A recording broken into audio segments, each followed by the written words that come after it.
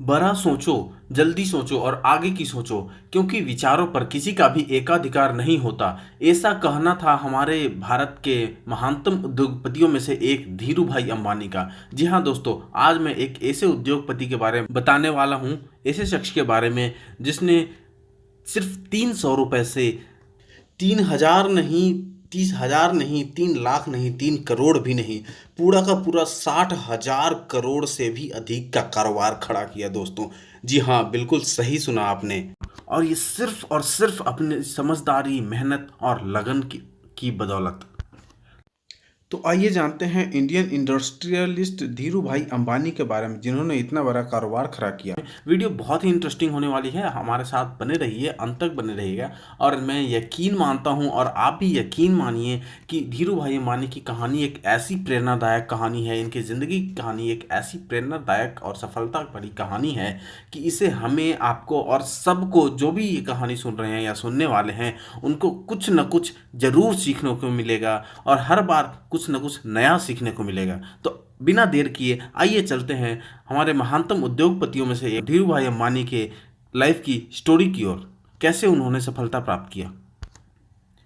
धीरू भाई अंबानी एक ऐसा नाम है, एक ऐसा शख्सियत है और एक ऐसा सफलता की मिसाल है जिसके सामने बड़ी से बड़ी बड़ी कथाएं भी बेमानी सी लगती है। क्या कोई सोच सकता है कि एक बहुत ही सामान्य, निम्न और मध्यम वर्गीय परिवार में जन्मा एक बच्चा, जिसके पिता एक स्कूल में हेड मास्टर थे, जो बचपन में पढ़ाई में भी काफ़ी बढ़िया नहीं बल्कि एवरेज था, आगे जाकर इतना बड़ा उद्योगपति बनेगा जिसकी मिसालें दी जाएगी, जिसके ऊपर किताबें लिखी जाएगी और मैनेजमेंट के स्कूलों में, कॉलेजों में जिसके उदाहरण दिए जाएंगे और बिगनर्स के लिए वो एक इंस्पायरेशन बन के उभरेगा और कॉलेजों में उसके पाठ पढ़ाए जाएंगे। भारत के सेल्फ मेड बिलेनियर धीरू भाई अंबानी, जो कि महान उद्योगपति रह चुके हैं और अपनी सफलता और सूझबूझ के दम पर उन्होंने इतना बड़ा कारोबार खड़ा किया, आज हर मैनेजमेंट के लोगों के प्रेरणा स्रोत हैं और हर बिगिनर्स बिजनेसमैन उनसे प्रेरणा लेकर, उनकी कहानियां सुन सुनकर कुछ सीख कर आगे बढ़ता है। आज बहुत ही कम लोग जानते हैं कि एक बहुत ही साधारण परिवार में पले बढ़े धीरू भाई अंबानी का वास्तविक नाम धीरज लाल हीरालाल अंबानी है। उन्होंने 1966 में रिलायंस टेक्सटाइल्स की स्थापना की थी, लेकिन एक समय ऐसा भी था जब धीरू भाई अंबानी ने 300 रुपये वेतन में भी काम किया था। बट उन्होंने जब दुनिया को अलविदा कहा तो उनकी कुल संपत्ति 62,000 करोड़ रुपए लगभग आकी गई थी, या फिर इससे भी प्लस कह सकते हैं थी। आइए चलते हैं धीरू भाई अंबानी यानी कि धीरज लाल हीरा लाल अंबानी के बचपन की ओर, कि उनका बचपन कैसा बीता और कैसा रहा। 28 दिसंबर 1932 को गुजरात के जूनागढ़ के छोटे से गांव चोरबाड़ में धीरज लाल हीरालाल अंबानी का जन्म हुआ। धीरू भाई अंबानी के पिता का नाम हीराचंद गोवर्धन भाई अंबानी था, जो कि एक शिक्षक थे, और माता का नाम जमुना बेन था, जो कि एक गृहिणी थी। और धीरू भाई के 4 भाई बहन थे। इतने बड़े परिवार का लालन पालन करना अध्यापक गोवर्धन भाई के लिए सरल काम नहीं था। और एक समय ऐसा भी आया कि आर्थिक परेशानियों के कारण धीरू भाई अंबानी को पढ़ाई बीच में ही छोड़कर स्कूली शिक्षा अधूरी रह गई और काम के लिए आगे बढ़ना पड़ा। अपने पिता की आर्थिक मदद करने के लिए धीरू भाई अंबानी ने छोटे बड़े काम करना शुरू कर दिया। हर सफलता के पीछे ढेरों असफलताएं छिपी होती है और धीरू भाई अंबानी पर यह बात एकदम सटीक उतरती है। पढ़ाई छोड़ने के बाद सबसे पहले धीरू भाई अंबानी ने फल और नाश्ता बेचने का काम शुरू किया, लेकिन कुछ खास फायदा नहीं हुआ दोस्तों। उन्होंने दिमाग लगाया कि गांव के नज़दीक स्थित धार्मिक पर्यटन स्थल पर गिरनार में पकौड़े बेचने का काम शुरू किया, और इस काम से पूरी तरह से वहां आने वाले टूरिस्ट पर निर्भर करता था यह काम, जो साल भर के कुछ समय तो अच्छा चलता था, लेकिन बाकी समय कोई खास नहीं चलता था और धंधा मंदा होता था। धीरू भाई अंबानी ने इस काम को भी कुछ साल बाद बंद कर दिया गया, और बिजनेस में मिली 2 असफलताओं के बाद धीरू भाई अंबानी के पिता ने उन्हें नौकरी करने की सलाह दी, जिसे धीरू भाई अंबानी ने मान भी लिया। धीरू भाई अंबानी के बड़े भाई रमनीक भाई उन दिनों यमन में नौकरी करते थे। उनकी मदद से धीरू भाई अंबानी को यमन जाने का मौका मिला और वहाँ पेट्रोल पंप पर काम करना शुरू किया इन्होंने। और महज 2 सालों में इन्होंने अपनी योग्यता की वजह से मैनेजर के पद पर पहुँच गए। इस नौकरी के दौरान भी उनका मन नौकरी कम और बिजनेस करने के मौके की तरफ ज़्यादा रहा और उन्होंने हर संभावना को तलाश करते रहे कि कैसे बिजनेस शुरू किया जाए। और धीरू भाई अंबानी हर समय बस यही सोचते रहते हैं कि वह किस तरह से एक सफल बिजनेसमैन बन सकते हैं। दोस्तों, उनकी लाइफ में दो छोटी ऐसी घटनाएं घटी जिसके बारे में हम जानकर उनके बिजनेस के जुनून को हम जान सकते हैं। और वो ये थी कि यह दोनों घटना उस समय की है जब धीरू भाई अंबानी स्मॉल कंपनी में नौकरी करते थे। वहाँ काम करने वाले कर्मचारियों को चाय महज 25 पैसे में मिलती थी, लेकिन धीरू भाई अंबानी पास के ही एक बड़े होटल में चाय पीने जाते थे। वहाँ चाय पीने के लिए 1 रुपये चुकाना पड़ता था। धीरू भाई अंबानी से जब पूछा गया कि वह सस्ते की जगह महंगी चाय क्यों पीते हैं, उन्होंने कहा कि उस बड़े होटल में बड़े बड़े व्यापारी आते हैं और बिजनेस के बारे में बातें करते हैं। मैं उन्हें ही सुनने जाता हूँ ताकि व्यापार की बारीकियों को समझ सकूं। और धीरू भाई अंबानी ने अपने तरीके से ही बिजनेस मैनेजमेंट की यह शिक्षा ली है। यह पहली घटना है जो बिजनेस के प्रति धीरू भाई अंबानी के बिजनेस और व्यापार के जुनून को दर्शाती है कि उन्हें कितनी रुचि थी इस क्षेत्र में। और दूसरी घटना यह है कि उन दिनों यमन में चांदी के सिक्कों का प्रचलन था। धीरू भाई अंबानी को एहसास हुआ कि इन सिक्कों की चांदी का मूल्य मूल्य सिक्कों के मूल्य से ज़्यादा है। कहने का मतलब कि जितनी वैल्यू चांदी की थी उससे कम वैल्यू सिक्कों की थी। तो उन्होंने लंदन की एक कंपनी को इन सिक्कों को गलाकर आपूर्ति करना शुरू कर दिया। और यमन की सरकार को जब तक इस बात का पता चलता, धीरू भाई अंबानी बहुत मोटा मुनाफा कमा चुके थे।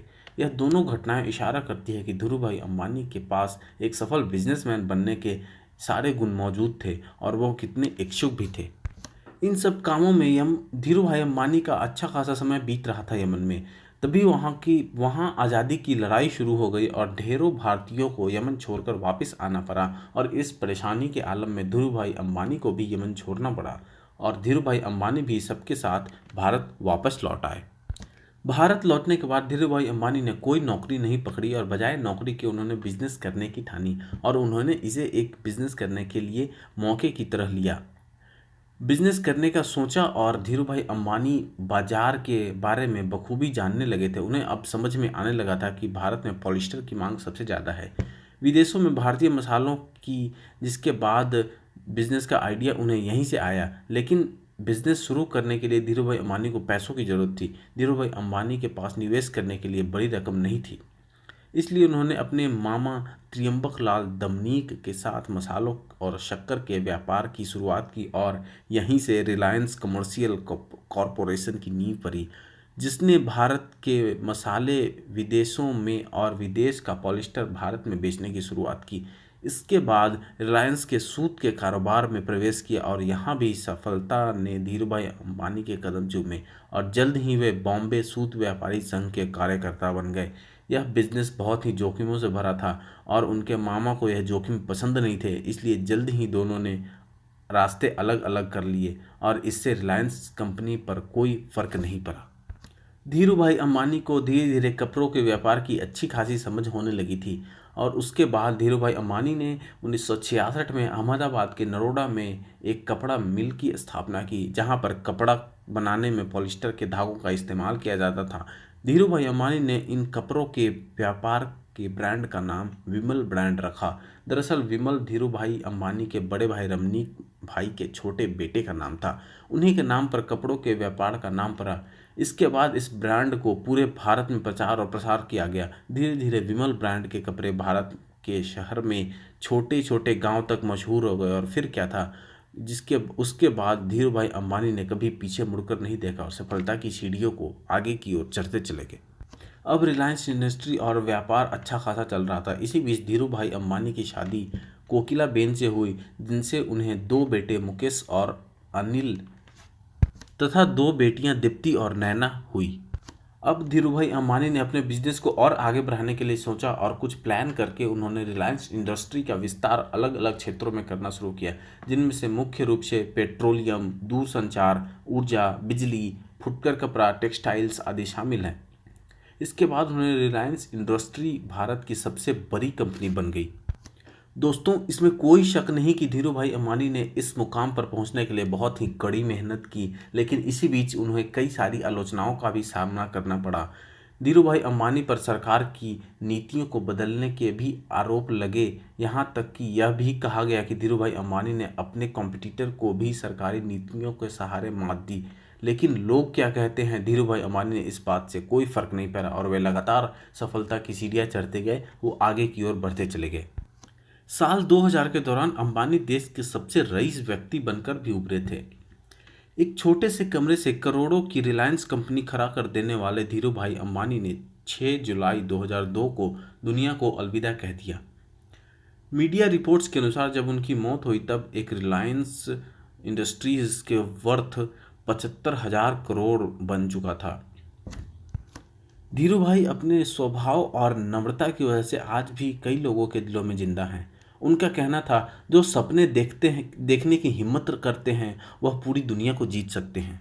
उनकी मृत्यु के बाद उनके बड़े बेटे मुकेश अंबानी ने सारा बिजनेस संभाला और इतना ही नहीं, आज मुकेश अंबानी भारत के 10 सबसे अमीर व्यक्तियों की लिस्ट में शामिल हैं। धीरूभाई अंबानी के बारे में ऐसा कहा जाता है कि उन्हें पार्टी करना बिल्कुल पसंद नहीं था। वह हर शाम अपने परिवार के साथ बिताते थे। उन्हें ज़्यादा ट्रैवल करना भी पसंद नहीं था। विदेश यात्राओं का काम वह ज़्यादातर अपनी कंपनी के अधिकारियों पर देते थे। वह बहुत ही कम ट्रैवल करते थे और तब ट्रैवल करते थे जब ऐसा करना उनके लिए अनिवार्य हो जाता था। इंडिया टुडे मैगजीन ने एक अपने लेख में लिखा है कि धीरूभाई अंबानी हर रोज़ 10 घंटे काम करते थे। मैगजीन के मुताबिक धीरूभाई अंबानी कहते थे, जो भी यह कहता है कि वह 12 से 16 घंटे काम करता है वह या तो झूठा होता है या फिर काम करने में काफ़ी धीमा है। तो दोस्तों, ये थी धीरूभाई अंबानी की कहानी, एक सफलतम उद्योगपति की कहानी जो भारत से रहे और जिन्होंने 300 रुपये से हजारों करोड़ के वर्थ का एक व्यापार खड़ा किया। तो आप ज़रूर बताइएगा आपको ये कहानी कैसी लगी, बिजनेस स्टोरी, और इससे आपने क्या सीखा। और बने रहिए हमारे साथ, फिर मिलते हैं एक और इंटरेस्टिंग स्टोरी के साथ। तब तक के लिए अपना ख्याल रखिए। जय हिंद।